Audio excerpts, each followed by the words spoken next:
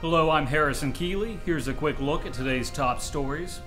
First of all, a former youth pastor faces a charge of child pornography.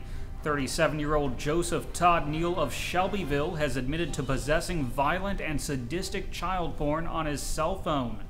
The 70 photos were found after Neill was charged with seducing and raping a member of his youth group at North Fork Baptist Church.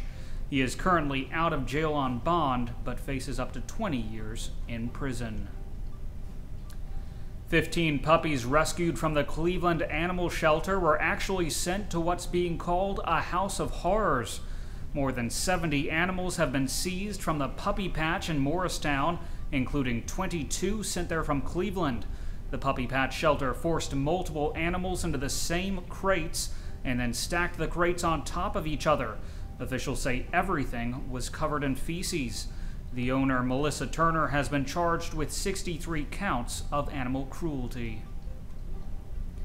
Traffic cameras that automatically send speeding tickets to drivers may not show up in Hamilton County after all.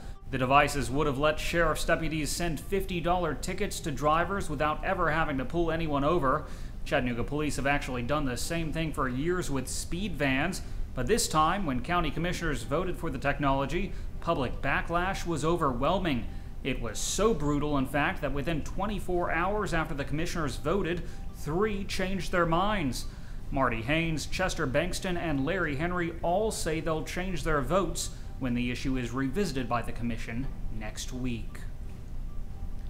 The first charges have been filed in the Jack Brown Ponzi scheme case.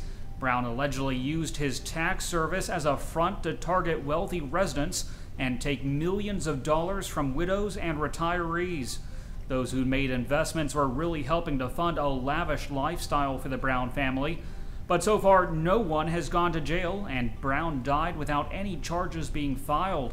But now an alleged accomplice, his wife, is charged with concealing $25,000 in jewelry from the court and lying about it under oath. During questioning, Janet Brown said she had turned over all of her assets, but days later, photos emerged of her wearing unreported jewelry, and she turned in a bag full of her gems. She could face 5 years in prison and a fine of up to $250,000. The Tennessee House has approved allowing wine in supermarkets. The bill won by a surprisingly large margin, and Senate leaders say they'll likely go along with the bill. But even if it becomes law as expected, Tennesseans will have to wait another 2 years to actually purchase wine inside grocery stores.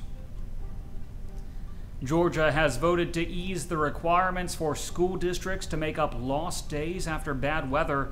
The state school board approved a measure allowing districts to forego making up as many as 9 days lost to the ice and snow.